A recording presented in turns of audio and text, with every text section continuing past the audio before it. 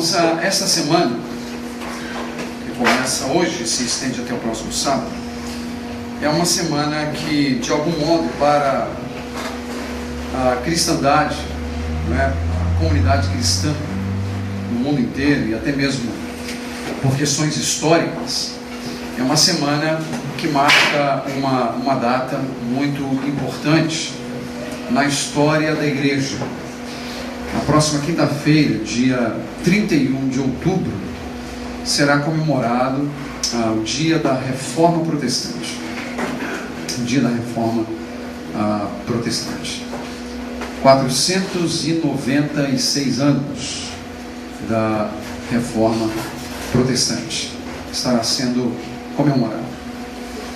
E a Reforma Protestante, ela tem para nós um valor, para nós que digo, para nós cristãos evangélicos, ou mesmo de linha protestante, um valor imenso, por aquilo que esse momento histórico representou em termos de uma virada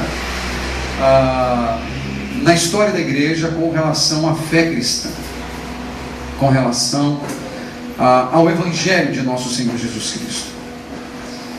Deus sempre teve um povo, é óbvio, não estamos aqui para negar isso, mas em termos da verdade, em termos do Evangelho, aquele ano de 1517 foi um ano extremamente importante para que se estabelecesse algumas bases daquilo que seria um movimento cristão posteriormente. E de algum modo estamos aqui hoje e, como cristãos que somos herdeiros dessa reforma. A igreja não resolveu todos os seus problemas ainda. Há muita coisa que precisa ser feita.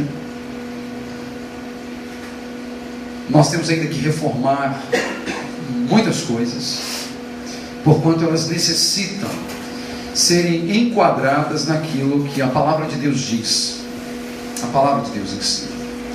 E talvez a grande herança que a Reforma Protestante deixou-nos foi exatamente a possibilidade das comunidades cristãs acessarem a palavra de Deus.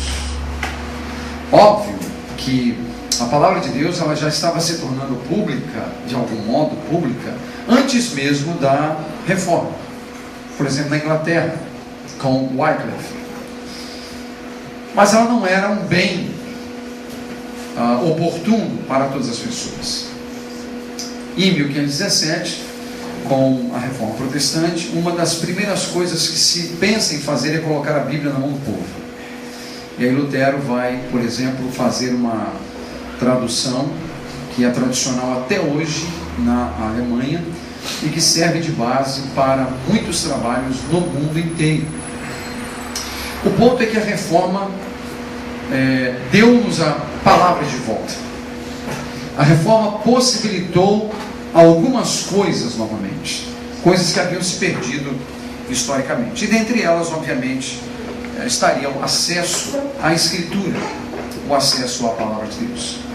Tudo mais que a reforma trouxe, na verdade não foi a reforma quem trouxe, foi a própria Escritura que foi dada ao povo. Então, se hoje nós temos verdades impressionantes que defendemos, essas verdades só são verdades porque derivam de fato da palavra de Deus, derivam das Escrituras. Se por outro lado as Escrituras não nos fossem dadas, nós não teríamos como derivá-las das Escrituras.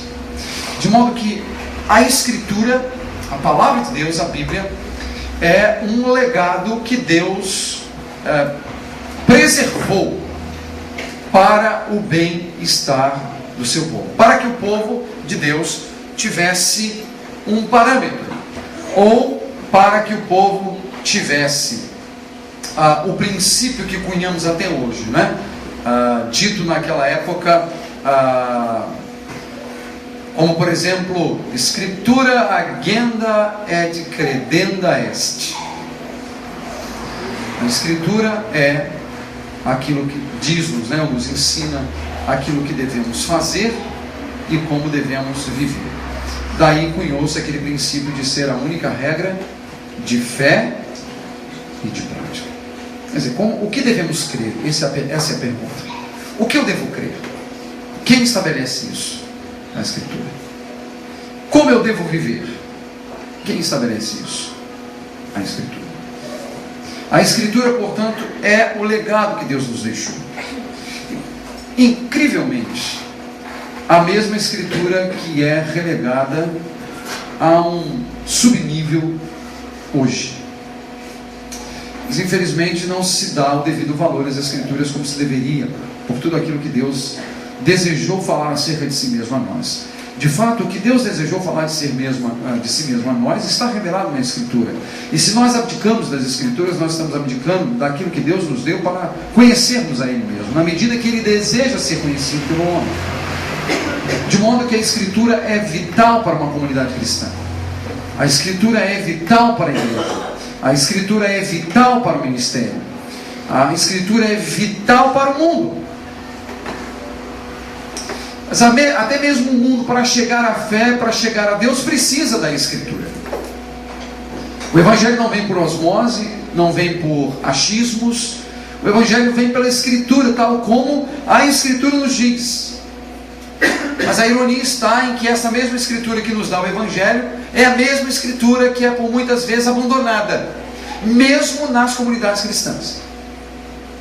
A sensação que eu tenho, às vezes, conversando com algumas pessoas, é que há uma espécie de vazio por ausência de alimento nas comunidades cristãs.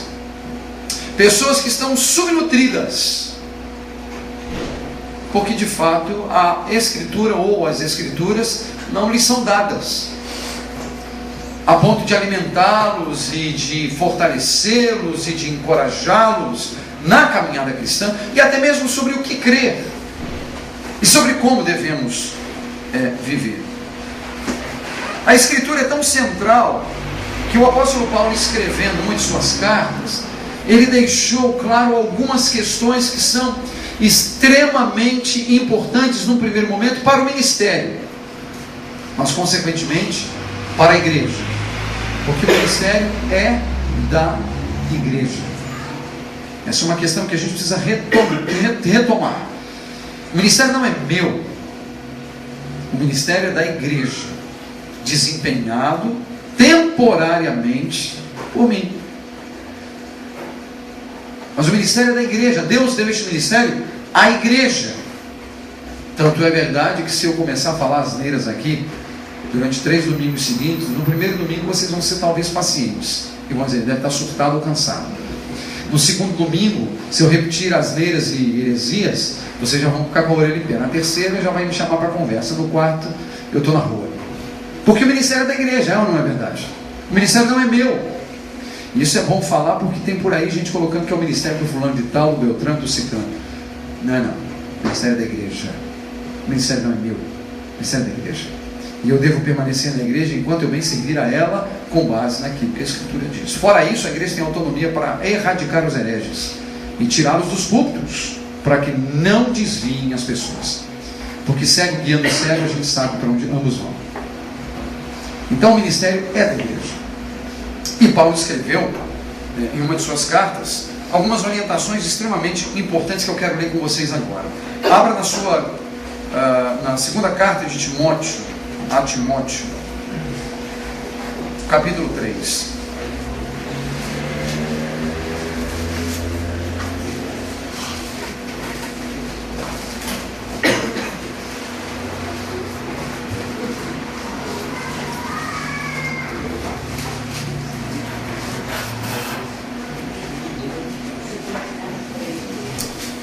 Segunda Timóteo capítulo 3, do verso 14 em diante. Nós vamos estender-nos até uma parte do capítulo 4.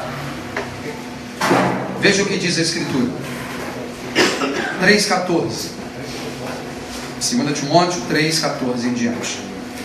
Diz-nos assim: Tu, porém, permanece naquilo que aprendeste, de que foste inteirado, sabendo de quem o aprendeste, e que desde a infância sabes as sagradas letras que podem tornar-te sábio para a salvação pela fé em Cristo Jesus. Toda a Escritura é inspirada por Deus e útil para o ensino, para a repreensão, para a correção, para a educação na justiça, a fim de que o homem de Deus seja perfeito e perfeitamente habilitado para toda boa obra. Conjuro-te perante Deus e Cristo Jesus, que há de julgar vivos e mortos, pela sua manifestação e pelo seu reino. Prega a palavra, insta, quer seja oportuno, quer não, corrige, repreende, exorta com toda a longanimidade e doutrina, pois haverá tempo em que não suportarão a sã doutrina. Pelo contrário, cercar-se-ão de mestres segundo as suas próprias cobiças, como que sentindo coceira nos ouvidos, e se recusarão a dar ouvidos à verdade, entregando-se às fábulas. Tu, porém, sê sóbrio em todas as coisas, suporta as aflições, faz o trabalho de um evangelista, cumpre cabalmente o teu ministério. Bom, todo mundo sabe, ou pelo menos uma grande maioria sabe, que Timóteo era uma espécie de discípulo do apóstolo Paulo. Timóteo é aquele jovem que, quando Paulo está na sua segunda viagem para reencontrar os irmãos que estavam se reunindo em várias comunidades, encontrado por Paulo.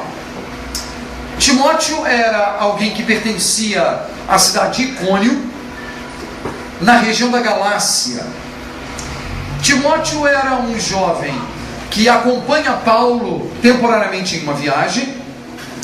Ele não é um homem circuncidado, ainda que fosse filho de uma mãe judia e de um pai grego. Isso tudo a Escritura nos diz. Paulo submete Timóteo à circuncisão, porque naquela altura Timóteo estaria acompanhando Paulo em sua missão junto a judeus, e para que a palavra de Timóteo fosse devidamente aceita pela comunidade judaica, era necessário que ele se circuncidasse, pois um judeu não era capaz de ouvir um incircunciso. Timóteo é circuncidado por Paulo, um jovem, para pregar o evangelho a judeus, porquanto as comunidades cristãs primitivas elas eram basicamente comunidades judaicas. Posteriormente, ao que tudo indica, o apóstolo Paulo deixa Timóteo em Éfeso para cuidar daquela comunidade, para cuidar daquela igreja. E Paulo acompanha de algum modo o ministério de Timóteo. E agora, já no fim da sua vida, Paulo escreve essa carta, que é a sua última carta. Paulo está preso, é um homem idoso, está aguardando julgamento, está prestes a morrer por causa da fé cristã, mas ele escreve essa carta, sendo ela a última daquela série de cartas escritas por Paulo. E nessa última, ele resolve dar algumas admoestações a Timóteo, ensinando, ou pelo menos lembrando Timóteo de algumas coisas que são extremamente importantes no exercício do ministério, e isso porque são importantes para a igreja. Coisas que realmente valem a pena para a comunidade de Cristo. E Paulo, ao escrever a Timóteo, ele estabelece, num primeiro momento, meus queridos irmãos, as bases ou os fundamentos para um ministério, para uma proclamação, para um uso da palavra que fosse coerente de algum modo com a tradição. Agora você vai dizer assim: bom, mas espera aí, tradição? Sim, tradição. E deixe-me explicar o que eu quero dizer por tradição. Não há nenhum problema nas Escrituras com relação à tradição. A tradição ela era muito importante nas comunidades judaicas, afinal de contas, a verdade ela era dita para filhos, para netos, para bisnetos, e assim sucessivamente. A instrução ela era oral. As pessoas não possuíam no primeiro momento uma cópia da Escritura em casa. Então eles iam à sinagoga, era feita uma leitura, essa leitura ela era interpretada, ela era aplicada, e as pessoas retornavam para as suas casas ruminando o conteúdo da Escritura lida e interpretada na sinagoga.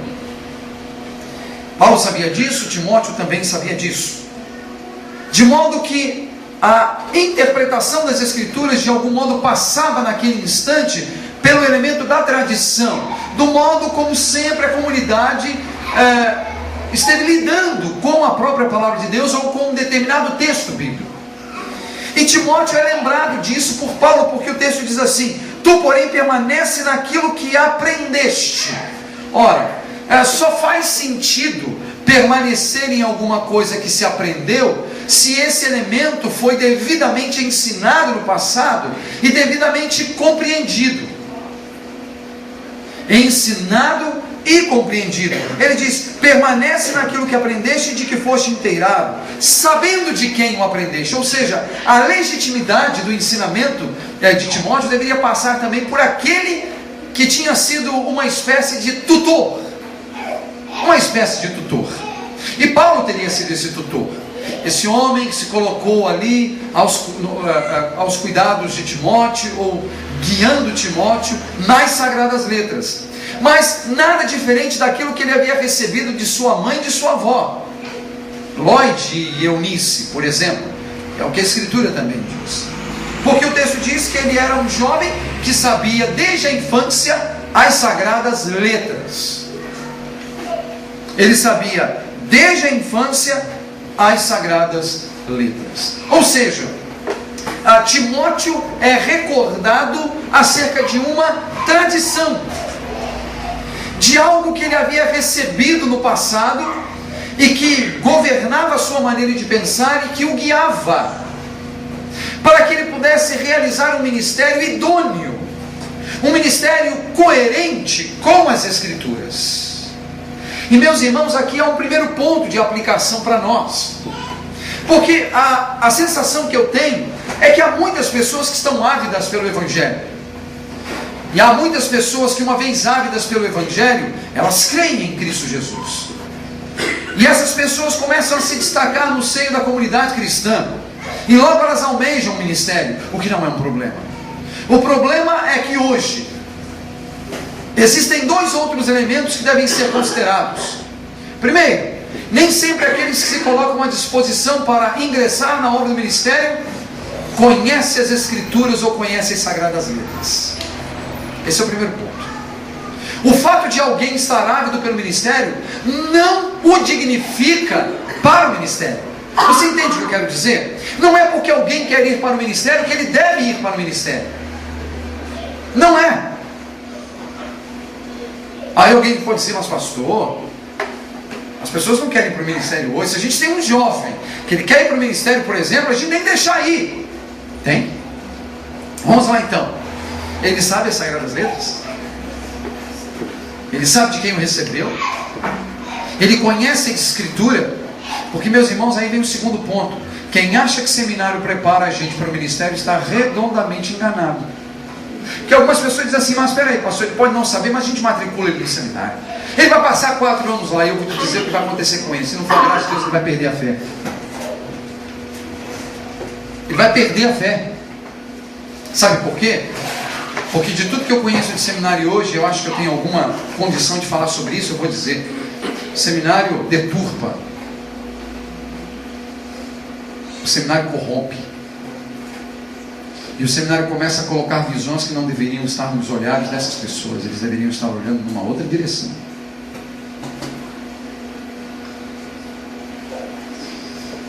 Alguém pode dizer assim: mas pastor, o seu trabalho num seminário? Trabalho.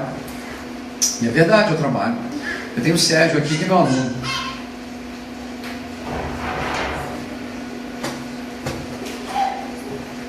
Entretanto, o ponto é: o seminário não resolverá os seus impasses se você não conhece a Escritura. Então, quem deve ir para a Escritura? Alguém que ama a Deus, sim. Alguém que crê em Cristo, sim. Mas que conhece as Sagradas Letras. Porque, meus irmãos, a maior frustração das comunidades cristãs hoje são líderes, são pastores, são pregadores que não conhecem as Escrituras. E nós os temos aos montes. Não é à toa que eles não pregam as Escrituras. Não é à toa que eles são contadores de experiências. Não é à toa que eles são contadores de histórias. Sabe por quê? Porque eles precisam suprir a ausência da Escritura com alguma coisa. E são pessoas que entram em modismos aqui e acabam o modismo aqui, ele busca um novo modismo ali. Por isso que tem igreja que entra numa coisa, daqui a pouco sai dessa coisa, entra numa outra coisa, e sai dessa coisa, entra numa outra coisa, e vai viver assim eternamente. Porque lhes faltará sempre a Escritura, porque aqueles que ocupam o púlpito não conhecem as Escrituras. Não conhecem as Escrituras. Portanto, como pode alguém ensinar algo que não conhece? Essa é a maior luta das comunidades cristãs modernas hoje. Pessoas que são líderes, que são até carismáticos, entende? Eles são aquelas pessoas agregadoras, elas conseguem fazer isso. Mas quando o assunto é Escritura, mas sobre isso a gente fala numa outra hora. Sobre isso a gente fala numa outra hora. Para que alguém esteja no ministério, meus irmãos, ele precisa conhecer as Sagradas Letras. Agora deixe-me dizer uma coisa. Alguém pode dizer, mas espera aí, à medida que ele caminhar e pregar, ele vai conhecendo a Escritura. Sim, não se nega isso. Entretanto, o ponto é que se deve conhecer razoavelmente para poder guiar outras pessoas. E é isso que Paulo está dizendo a Timóteo: olha, permanece naquilo que aprendeste. Ele havia aprendido algo, e de que foste inteirado, sabendo de quem o aprendeste, e que desde a infância sabe as Sagradas Letras, que podem tornar-te sábio para a salvação pela fé em Cristo Jesus. Ora, por que, meus irmãos, Paulo diz isso? Porque, deixe-me dizer uma coisa, os irmãos vão entender bem o que eu quero dizer, porque alguns viveram contextos comigo que conseguem explicar bem essa questão. Igrejas têm muitas dificuldades às vezes, não é verdade? As igrejas passam por lutas e dificuldades, e nesses quase 9 anos que nós estamos juntos aqui, e se quisermos somar os quase 8 anos anteriores, são 17 anos que nós estamos juntos, ou que alguns de vocês estão comigo, estamos juntos, né, na fé, e eu estou com vocês, caminhando e pregando, ensinando. Durante algumas vezes sempre surgiu aquela ideia de que a gente precisa fazer alguma coisa para resolver os problemas da igreja. Mas você vai lembrar que o resolver os problemas da igreja sempre passa pela questão da oração. Você lembra disso? A igreja está com um problema, o que a igreja faz? Vamos reunir para orar. Não é assim? Vamos para o culto das 6 horas da manhã, segunda, terça, quarta, quinta, sexta, sábado, domingo, porque a igreja está passando por dificuldades. A gente tem que orar para resolver o problema da igreja. Irmãos, em nenhum lugar da Escritura nós somos instados a orar pela igreja para resolver os problemas da igreja. Eu vou te pedir, eu te dou uma semana para você trazer qualquer texto bíblico que ensine isso. Qualquer texto. Eu te dou uma semana. Domingo que vem no culto, se você quiser, você pode levantar a mão e dizer assim: pastor, eu achei o texto. Olha, eu estou desafiando mesmo. Eu achei o texto que ensina que quando a igreja está com problema, ela tem que orar. Então você tem uma semana para encontrar esse texto. Eu vou pedir para você trazer aqui, viu? Traga mesmo. Eu quero aprender. Porque não há. Porque sempre que a igreja esteve com problema, sabe qual foi a ordem? Prega a palavra. Pregue a cruz. Pregue o Evangelho. Pregue a verdade. Porque o que vai resolver o problema da igreja é a verdade. E a verdade não virá por osmose no meio da oração. Ela virá por meio da pregação e ensino da palavra. Por isso que Timóteo recebe essa palavra de Paulo, e ele diz assim: toda a Escritura é inspirada por Deus e útil para o ensino, repreensão, correção, educação na justiça. A Escritura serve para isso. Meus irmãos, quando é que devemos repreender? Quando é que devemos corrigir? Quando devemos educar na justiça? Quando as coisas não estão caminhando devidamente em termos de uma comunidade cristã. Então a questão não é aguardar da oração a solução do problema. Agora notem, eu não estou aqui negando que você possa orar. O que eu estou dizendo é que não é a oração que vai solucionar, é a pregação da palavra regada a muita oração, para que a palavra inunde o nosso coração. oração domine o nosso interior e mude a nossa maneira de pensar, porque a raiz dos nossos problemas comunitários está na maneira como nós pensamos as coisas, e muitas vezes a maneira egoísta de se pensar as coisas. É aquela coisa do tipo: se você não fizer como eu quero, estou fora. Já viu isso? Eu conheço casos assim. Aquele indivíduo, por exemplo, que quer sempre as coisas do modo dele, do jeito dele. Isso já é arrogância, isso já é prepotência, isso já é pecado. A igreja deveria ter sensibilidade suficiente para não seguir a orientação dessa pessoa, porque a orientação dela está pautada em pecado. Orgulho, prepotência é pecado. Agora, o que não significa que nós não possamos conversar e chegar a um consenso a partir do convencimento de alguém. Alguém que recebeu uma orientação da parte de Deus, que viu uma coisa de um modo muito claro e que pode abrir os nossos olhos para ver alguma coisa que evidentemente não está clara. Mas isso não num ambiente de prepotência, de arrogância, de orgulho, mas no ambiente de amor, no ambiente do Espírito. E Deus faz isso. De fato Deus faz. Então, a solução dos problemas da igreja passa por ensino e pregação da palavra de Deus. Meus irmãos, é pela pregação da palavra de Deus que Ele preserva o seu povo. É pela pregação da palavra de Deus que Ele guarda-nos, ou que Ele nos guarda. É pela palavra. Sabe por quê? Se nós retirarmos a palavra, entendem, irmãos? Se nós retirarmos a palavra, o que sobrará? O que sobrará? O que eu penso? O que você pensa? O que o outro irmão pensa, não é verdade? Retire a palavra da igreja. E aí eu vou te dizer uma coisa: se eu um dia tivesse que retirar a palavra da igreja, vai fazer o que eu quero. Afinal de contas, eu sou o ungido do Senhor. Eu sou um homem de Deus. Deus fala comigo à noite. Não é assim? Não é desse jeito? Quando a gente retira a palavra, alguém precisa assumir o lugar da palavra. E geralmente são esses homens de Deus, que recebem visão à noite e que dizem: irmã, não corte o cabelo, porque Deus me disse que você não pode cortar o cabelo. Irmã, não viaje com o seu marido, porque Deus me disse que você não pode viajar, tem que dedicar tempo para a igreja.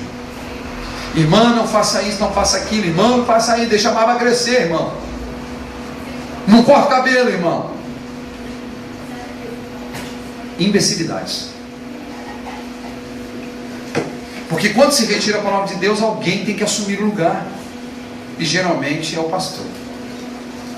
Não é verdade? As coisas têm que ser do meu jeito.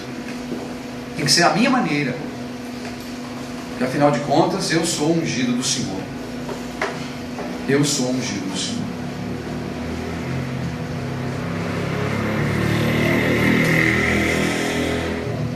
Isso é a prova de que a palavra de Deus tem sido deslocada em muitas comunidades cristãs. Porque eu não sei se é o que você vê, é o que eu vejo no movimento cristão hoje. Toda a Escritura é inspirada por Deus e útil para o ensino, para a repreensão, para a correção, para a educação da justiça. Sabe, meus irmãos, sabe o que fará diferença no contexto da igreja? A palavra. Agora, notem, a presença da palavra não significa que não haverá dificuldades e não significa que não haverá problemas, mas uma coisa eu lhe garanto: a comunidade de Deus saberá como lidar com isso, porque ela tem a palavra de Deus, que a guiará e que dará um norte para onde devemos ir. Entende? É a palavra, essa palavra que tem esse papel de ajustar as coisas, e que fará do homem de Deus um homem perfeito e perfeitamente habilitado para toda boa obra, para realizar a obra do ministério de um modo digno do Senhor Jesus Cristo, digno do Senhor.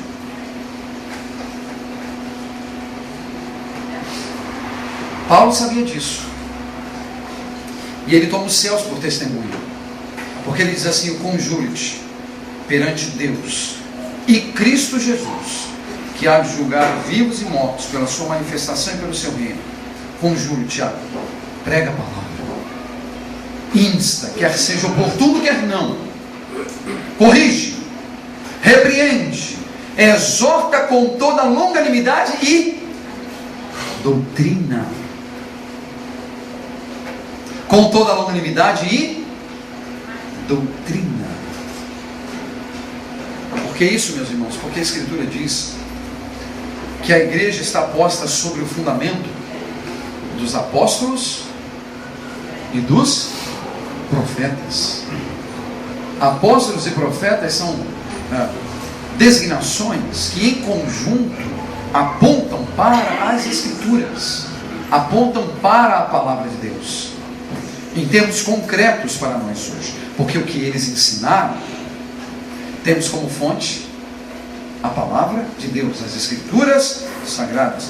Deve-se pregar a verdade, pregar a doutrina, pregar a palavra, instar a tempo e fora de tempo, sendo oportuno ou não, a todo momento a palavra de Deus deve ser pregada, deve ser ensinada. Agora, ironicamente, ele diz para se pregar a doutrina, para se pregar a palavra, mas em seguida ele diz, pois haverá tempo em que não suportarão a sã doutrina, ou seja, instado a pregar aquilo que as pessoas não quererão ouvir.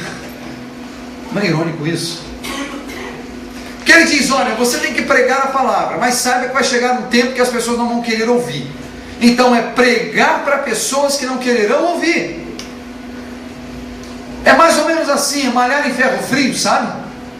Mas é o que Deus está falando a Timóteo por intermédio de Paulo. Prega, porque até mesmo quando elas fecharem os ouvidos à palavra, isso lhes servirá de sinal, para receberem o devido juízo de Deus.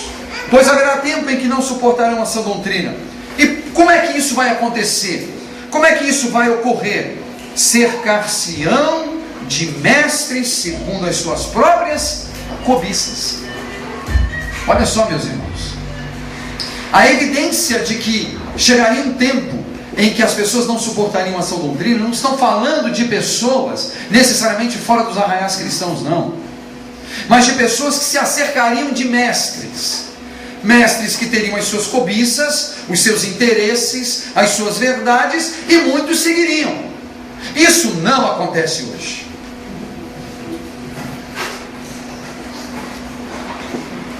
Isso não acontece hoje. Isso aqui não tem nada a ver com a gente. Isso aqui não tem nada a ver com o nosso tempo, porque todos hoje somos pessoas que queremos ouvir a palavra de Deus. Nós não estamos preocupados com nomes, nós não estamos preocupados com ministérios, nós não estamos preocupados com dinheiro, nós não estamos preocupados com igreja. Nós somos perfeitos. É claro que eu estou sendo irônico, antes que você acredite no que eu estou falando. O ponto é que nós vivemos um tempo onde isso está acontecendo. As pessoas estão cercando mestres que lhes, vamos dizer assim, trazem boas sensações. Você já teve coceira no ouvido? É bom demais, né? Quando você começa a coçar. Não estou dizendo ficar com aquele negócio coçando não, mas quando você acha aquele ponto e você coça, e quanto mais você coça, e você mais quer coçar. Você já teve isso, né? Olha o que o texto diz: cercar-se-ão de mestres segundo as suas próprias cobiças, como que sentindo coceira nos ouvidos. E quanto mais coça, mais dá vontade de coçar. Quer dizer, quanto mais está perto dessa gente, mais vontade dá de ficar. É isso que Paulo está dizendo. Pessoas que estariam presas.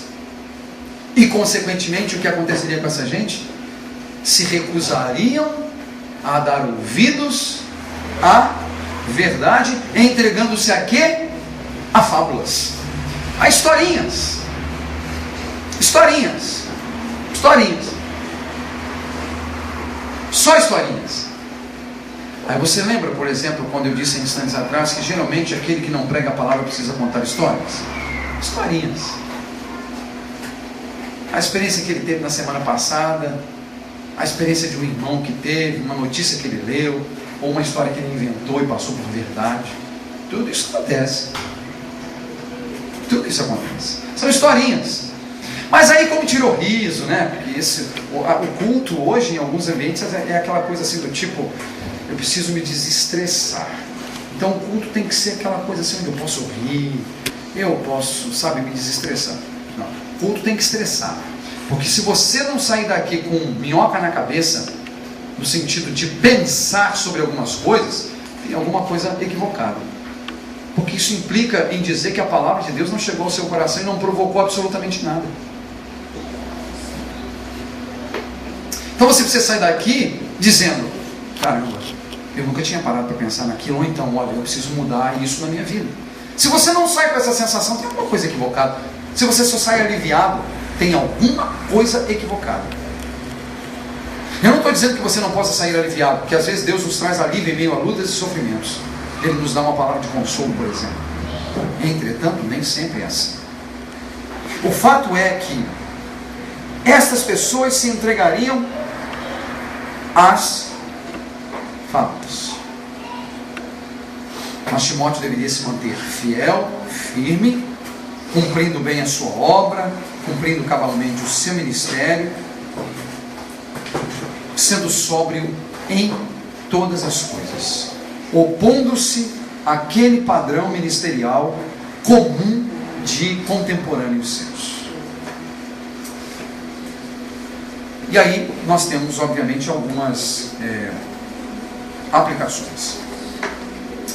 Meus irmãos, primeiro, a comunidade de Cristo, ela tem direito a ter a palavra pregada. Isso é um direito da comunidade cristã, de ter a palavra de Deus pregada por todos os pregadores. E se eventualmente os pregadores não estão pregando a palavra de Deus, a igreja deve advertir tais pregadores. É papel da igreja.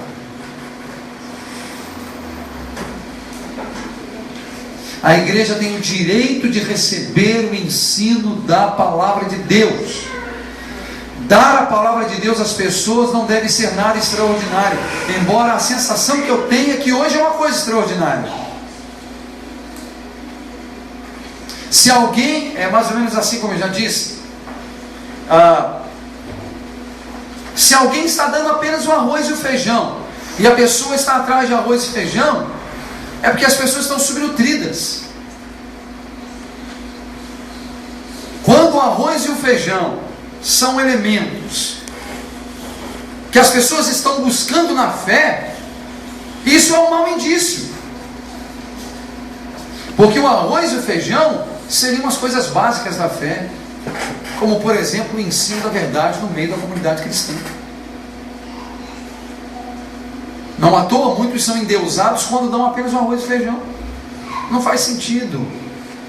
O problema não é quem está dando arroz e feijão, é quem não está dando arroz e feijão, entende? Não está suprindo a comunidade com a palavra. De modo que, meus irmãos, a comunidade de Cristo deve ser uma comunidade que tem direito a receber a palavra de Cristo, porque esta é a ordem que há no Evangelho. Paulo disse a Timóteo, e isso serve para todo que se ocupa do ministério: prega a palavra. Insta a tempo e fora de tempo, prega a palavra. Insta, repreende, exorta com longanimidade, com doutrina a comunidade cristã. A comunidade precisa receber a palavra. Os pregadores precisam dar a palavra à comunidade cristã. Isso não deveria ser algo extraordinário. Então é um direito da comunidade cristã. E meus irmãos, eu lhes advirto: os irmãos precisam ser criteriosos quando me ouvem. Precisam ser criteriosos quando ouvem outros irmãos. Os irmãos precisam considerar o conteúdo da palavra de Deus que está sendo exposto a vocês, para que os irmãos não incorram em erro e pequem contra Deus.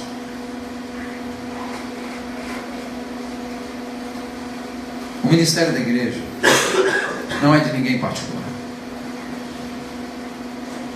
Então façam isso. Segundo, se Deus nos dá pregadores fiéis, se Deus lhes dá pregadores fiéis, sejam fiéis em ouvir os seus ensinos. Abram os seus ouvidos, a sua mente, o seu coração para receber a palavra de Deus quando ela for pregada verdadeiramente como palavra de Deus. Você não tem que receber o que não é palavra de Deus, mas aquilo que é palavra de Deus você precisa receber. E desobedecer aquilo que a palavra de Deus ensina trará consequências para a sua vida. Veja, não é desobedecer o pastor, entende? tem nada a ver com isso, tem a ver com a palavra. Porque a autoridade do ministério não está na voz robusta do pastor.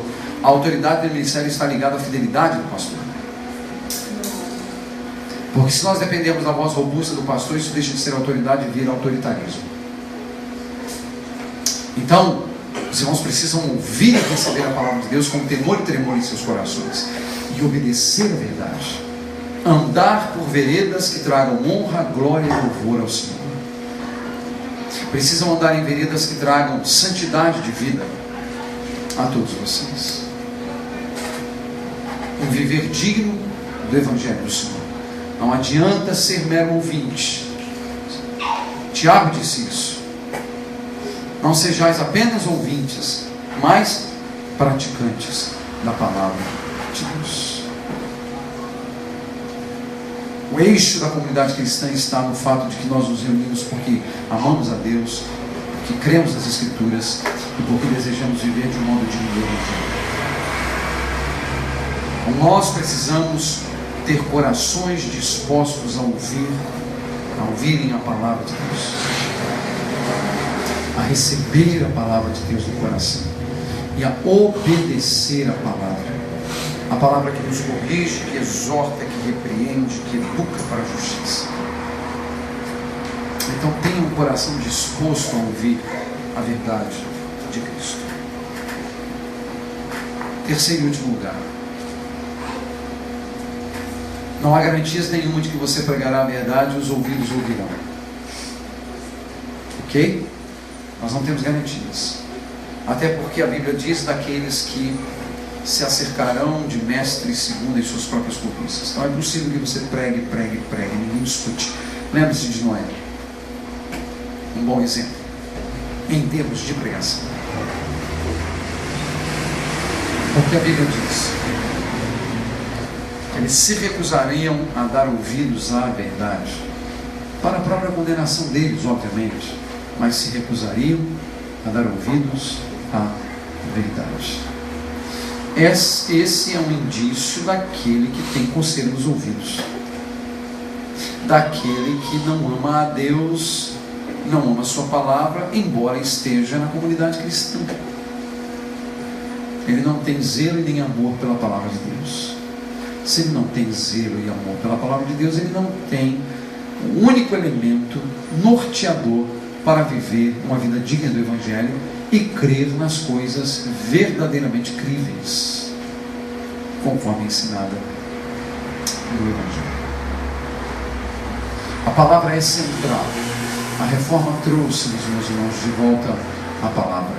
Ou pelo menos ela deu-nos fisicamente, concretamente a palavra. E tudo mais, todas as outras verdades, as doutrinas, derivam desta palavra, que deve ser lida, deve ser compreendida e, para finalizar, interpretada coletivamente. Por que digo isso? Porque Pedro diz: nenhuma profecia da Escritura é de particular interpretação. Sabe qual é o fórum verdadeiro para interpretar a Bíblia? Esse aqui, ó. Esse aqui. Esse é o fórum. Embora às vezes eu abra para perguntas após a pregação, vocês são testemunhos disso, mas isso não acontece normalmente no domingo. Mas na quarta-feira a gente volta a pensar sobre o tema de hoje. E lá a gente discute o que pregou aqui hoje, para verificar coletivamente se procede a interpretação dada. Porque quando a Bíblia diz que nenhuma profecia de particular interpretação, ela não é nem mesmo de particular interpretação do pastor. Entende? Não é. Não é. É da comunidade, onde obviamente deve haver líderes, irmãos que conheçam a Escritura, que ensinem a Escritura, que preguem a Escritura e que criem um ambiente para que a Escritura seja ruminada para o bem-estar de toda a comunidade. Então, meus irmãos, a palavra é para nós central. Não abra mão disso. Como os de Bereia, examine, considere, verifique se preservamos-nos na verdade, se preservamos-nos pelas veredas daquilo que Deus mesmo estabeleceu para nós em sua palavra. Que nos falte tudo, mas que jamais nos falte a sua palavra, que nos guia, que nos orienta e que também nos dirige. Que Deus seja louvado e glorificado por preservá-la entre nós. E que Ele seja adorado por meio de vidas que vivam de acordo com a sua palavra. Que andem de um modo digno do Evangelho de nosso Senhor Jesus. Amém.